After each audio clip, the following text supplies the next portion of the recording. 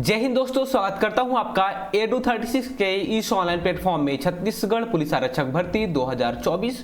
दोस्तों, आज हम लोग किसी सब्जेक्ट की बात नहीं करने वाले हैं। ना तो आज मैं आपको कॉन्स्टिट्यूशन पढ़ाने वाला हूं, ना तो आज मैं आपको हिस्ट्री पढ़ाने वाला हूं, ना तो आपको आज मैं छत्तीसगढ़ पढ़ाने वाला हूं। तो आज हम किस टॉपिक की बात करने वाले हैं। तो आज जो टॉपिक है वो हमारी टॉपिक से भी ज़्यादा इंपॉर्टेंट है। आखिर टॉपिक है क्या? देखिए, बहुत सारे लोगों के यहाँ पे क्वेश्चन है। क्वेश्चन के साथ में आपको बहुत कुछ यहाँ पे जानने को मिलने वाला है। पहला जो क्वेश्चन है लोगों का ये है कि सर, कॉलेज के एग्जाम्स चल रहे हैं, कॉलेज के एग्जाम के साथ हम पुलिस विभाग की तैयारी कैसे करें, पुलिस एग्जाम की तैयारी कैसे करें कि हमारा सिलेक्शन पुलिस में भी हो जाए और हम कॉलेज के एग्जाम को भी आराम से क्वालिफाई कर ले, पास हो जाएं। पहला जो क्वेश्चन ये लोगों की बहुत सारे आ रहे थे। इसके बाद जो दूसरा क्वेश्चन है, सर मोटिवेशन नहीं आ रहा है। सीधी सी बात है कि पुलिस विभाग में अभी कोई ऐसी हलचल आपको देखने को मिल नहीं रही है, इसलिए मोटिवेशन आप लोगों का यहाँ पे डाउन दिख रहा है। तो मोटिवेशन क्यों नहीं आ रहा है, इसके बारे में हम बात करेंगे। उसके बाद हम तीसरा जो क्वेश्चन बात करेंगे क्वेश्चन के बारे में, वो है कि सेफ स्कोर हम कितना नंबर ला ले जिससे हम सेफ हो जाएं। अपने पुलिस विभाग के लिए हम मिनिमम कितने मार्क्स ला ले जिसमें कि हम सेफ हो जाएं, आराम से अपनी एक सीट रिजर्व कर लें। सेफ स्कोर के बारे में। उसके बाद हम बात करेंगे कि सिलेक्शन किसका होगा, बहुत ज्यादा इंपॉर्टेंट। आखिर सिलेक्शन किसका होगा, चौथा क्वेश्चन। और पांचवा क्वेश्चन, कुछ लोगों के डाउट्स थे, सर टेंशन बहुत ज्यादा हो रही है क्योंकि हमारे एग्जाम्स होने वाले हैं, हमारे फिजिकल के लिए और एग्जाम्स के लिए जी टेंशन बहुत ज्यादा होती है। और ये टेंशन की वजह से मुझे कई बार ऐसा हो जाता है कि रात में नींद भी नहीं आती। तो सर इसका बेस्ट सॉल्यूशन बताइए कि हम करें तो करें क्या। सारे क्वेश्चन के जो सॉल्यूशन है वो बहुत ही आसान भाषा में और लॉजिकली आपको यहाँ पे मिलने वाला है। दोस्तों चलिए आज की हम पहले क्वेश्चन की बात करते हैं। तो आप लोग का पहला जो क्वेश्चन है वो मोटिवेशन नहीं आ रहा है, करे तो करे क्या। देखिए, अभी कोई विभाग में न्यूज नहीं आ रही है, इसलिए मोटिवेशन डाउन होना लाजमी है। दोस्तों, मैं यहाँ से आप लोग को पहले रियलिटी से वाकिफ कराना चाहूंगा। देखिए, अगर मैं यहाँ पे मोटिवेशन कोर्स डाल दूँ 2-3 तो आप लोग को बहुत अच्छा लगेगा। सर आपने मोटिवेट कर दिया, अब से मैं अच्छे से पढ़ाई करूंगा, अच्छे से रनिंग करूंगा। लेकिन ये जो मोटिवेशन रहेगा ये केवल और केवल 2-4 घंटे, या फिर बहुत ज्यादा हुआ आप लोग का बैटरी बहुत अच्छे से चार्ज हो गई तो 2 दिन रहेगा। उससे ज्यादा ये मोटिवेशन नहीं चलेगा और आपकी बैटरी गुल हो जाएगी 2 से 3 दिन के अंदर में। बहुत ज्यादा रहा तो आप कर क्या सकते हो, चलिए मैं आपको रियलिटी से वाकिफ कराता हूँ। यहाँ पे जो स्टूडेंट हैं 90% स्टूडेंट ऐसे हैं हमारे क्लास के जो कि कहीं ना कहीं कृषि फैमिली से बिलोंग करते हैं। तो आपको पता है कि किसानों की हालत क्या रहती है। अगर फसल अच्छी, अगर बारिश अच्छी हो गई तो फसल अच्छी, तब बल्ले बल्ले, ठीक है। लेकिन अगर बारिश अच्छी नहीं हुई तो फसल, सीधी सी बात है कि फसल बर्बाद। अगर बारिश बहुत ज्यादा हो गई तो भी फसल बर्बाद, ठीक है। तो सीधी सी बात है, एक तरीके से ये जुआ वाला गेम हो जाता है। और आप क्या चाहते हो कि जो अभी हम स्ट्रगल वाली लाइफ जी रहे हैं, हमारे माता पिता जी रहे हैं, क्या हम वैसे ही अपनी स्ट्रगल वाली लाइफ जी? हर साल आपको ये करना पड़ेगा। हर साल ये जब फसल अच्छी होगी तभी आप खा पाओगे। खाने के लिए लाले पड़ जाते हैं जो किसी फैमिली से बिलोंग करते हैं। और कई बार आपको पता है कि सूखा पड़ गया, अतिवृष्टि हो गई है ना, किसी भी रीजन से, तो क्या आप कहां से लाओगे, पैसा कहां से पाओगे। देखिए, रियलिटी यही है ना। केस किसान का जो काम होता है वो गलत काम नहीं होता। वो हमारे हर किसी का अगर पेट आज भर रहा है तो किसी न कहीं किसान फैमिली का सहयोग है, किसानों का सहयोग है। लेकिन आपको ये भी हकीकत आपको समझ लेना चाहिए कि जो भी आज ये कंडीशन है किसानों की, ये कंडीशन आप चाहते हो कि हमारी जो आने वाली पीढ़ी है, जैसे आप स्ट्रगल कर रहे हो वैसे ही करें, या फिर जो हमारे माता पिता हैं जो दिन भर मेहनत कर रहे हैं और उसके बाद भी फसल होगा या नहीं होगा इसकी भी कोई गारंटी नहीं होती। क्या आप चाहते हो जिंदगी भर ऐसे ही पिसना? अगर आप ऐसे ही पिसना चाहते हो तो आप क्या करो, आप अभी जैसे आप टाइम पास कर रहे हो वैसे आप टाइम पास कर सकते हो। या फिर आप क्या कर सकते हो, अगर मान लीजिए किसान नहीं बन पाए तो क्या कर सकते हो, उद्योगों में काम कर सकते हो। उद्योगों में काम करोगे, 8 से 10 घंटे का, 12 घंटे का ये काम रहता है। 8 से 10 घंटे का ये काम रहेगा और आपको सैलरी कितनी मिलेगी, बहुत ज़्यादा मिलेगी। तो 12,000 सैलरी मिलेगी। ना तो आपको कोई छुट्टी मिलेगा, ना तो आप कहीं फैमिली फंक्शन में जा पाओगे, ना तो आप दोस्तों के साथ में रह पाओगे, एंजॉय कर पाओगे। जिंदगी यहीं पे खत्म हो जाएगी, बस उद्योग जाओगे और आ जाओगे। क्या आप चाहते हो कि मैं जिंदगी भर स्ट्रगल ऐसे ही करता रहूं?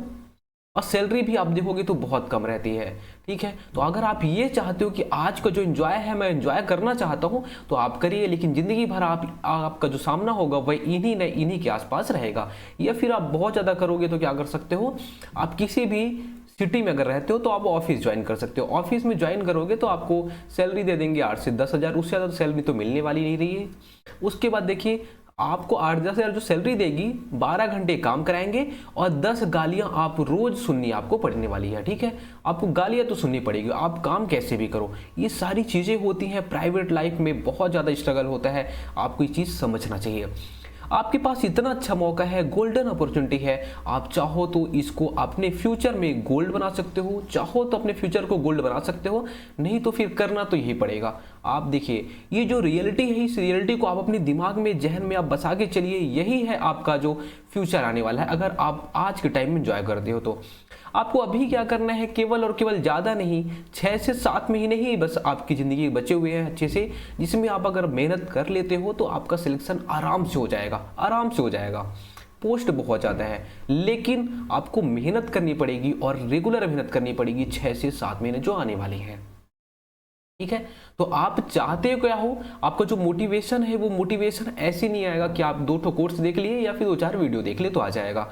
आपको यही रियलिटी है दोस्त, आपको समझना पड़ेगा। आप अपने फ्यूचर को बर्बाद करना चाहते हो, अपने फ्यूचर को बनाना चाहते हो, कि आप चाहते हो कि जहाँ पे मैं रहूँ समाज वाले मेरी इज्जत करें, ठीक है, मैं खाकी में निकलूँ, आराम से निकलूँ, मतलब मेरी रेपुटेशन भी होनी चाहिए और मुझे पैसा भी मिले, दोनों चीज़ आप। और आप ऐसे भी चाहोगे कि हाँ यार, अगर मैं अपने जॉब के साथ में 10, 15, 20, 50 लोगों की हेल्प भी कर पा रहा हूँ तो कितना अच्छा आपकी ज़िंदगी के लिए रहेगा कि आप अपने घर वालों के लिए भी, अपने लिए भी और समाज वालों के लिए भी हेल्प कर पा रहे हो। और केवल करना क्या है, केवल और केवल 6 से 7 महीने है, यही 6-7 महीने में ही आपका फ्यूचर क्या डिसाइड हो जाएगा कि आप चाहते क्या हो।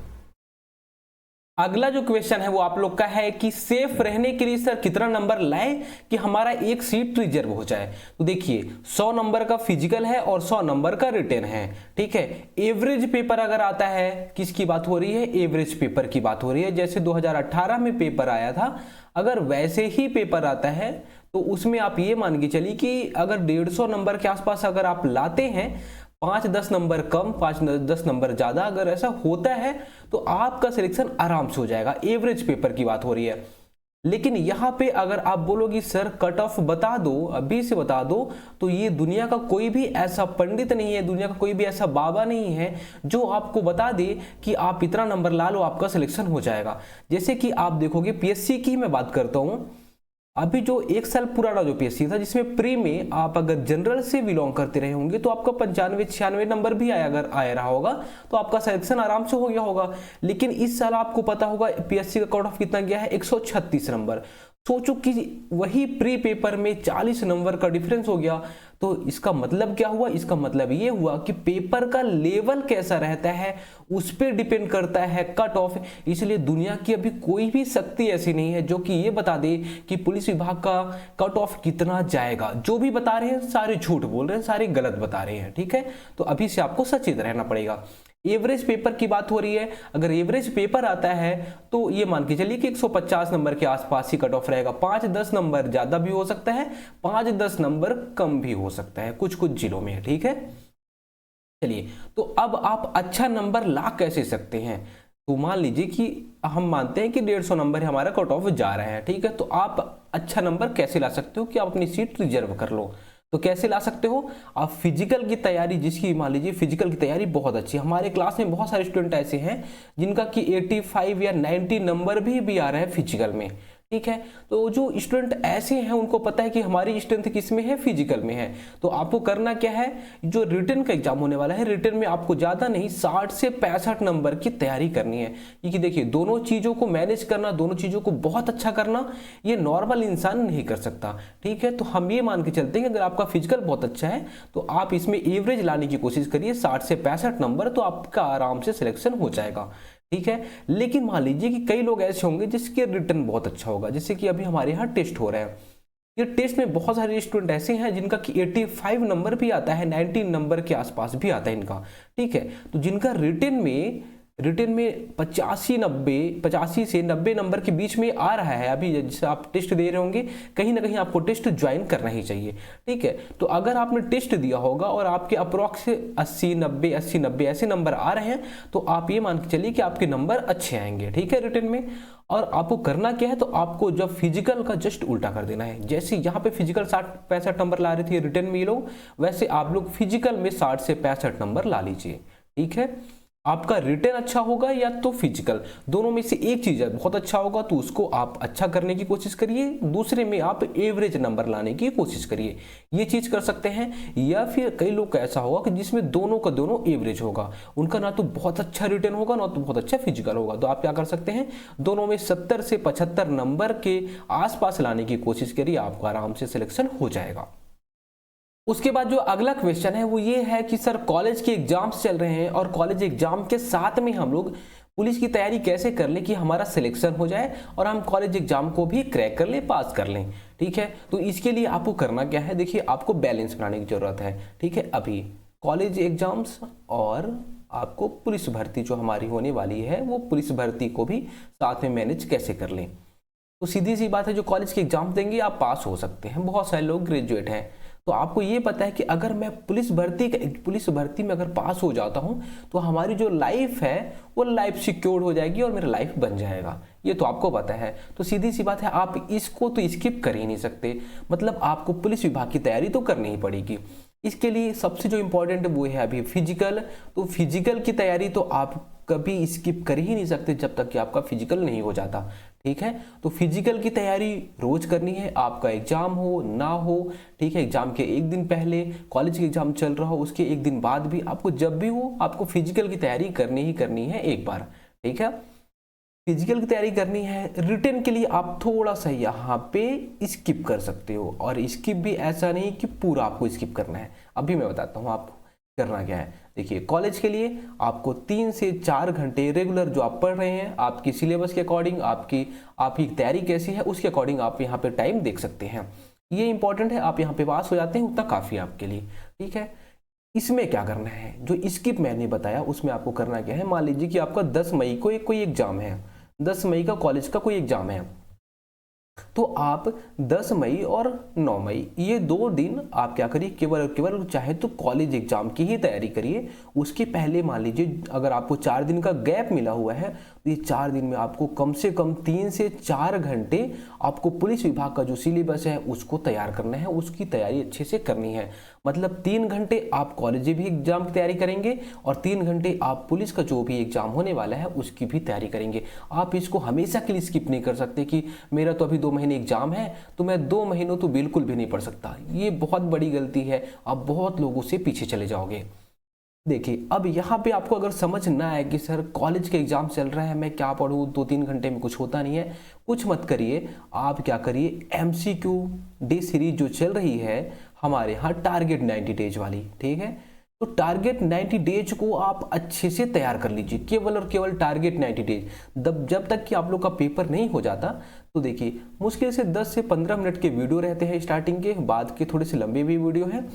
तो जो वीडियो है और आपको इसका PDF भी मिल गया है, तो ये वीडियोज को आप देखिए और इसकी जो PDF मिले हैं उसको आप बार बार रिवीजन कर लीजिए। आपका टारगेट क्या होना चाहिए कि जब तक हमारे कॉलेज के एग्जाम्स चल रहे हैं तब तक मुझे टारगेट 90 डे सीरीज की जितने भी क्लासेस है सारी क्लासेस को अच्छे से रिवीजन कर लेना है, अच्छे से रट्टा मार लेना है। बस आप इतना भी कर ले गए तो आप बहुत आगे रहोगे लोगों से, ठीक है। तो अभी के लिए आप इतना कर सकते हैं, केवल और केवल टारगेट 90 डे सीरीज को फॉलो करिए और सारे क्वेश्चन को ध्यान से पढ़िए। इसके अलावा जो यहाँ पे एक्सप्लेन किया गया है वो सारी चीजों को भी आपको ध्यान से पढ़ना है और अच्छे से रट्टा मारना है, ठीक है। इतना कर लीजिए, आप बहुत आगे हो जाओगे।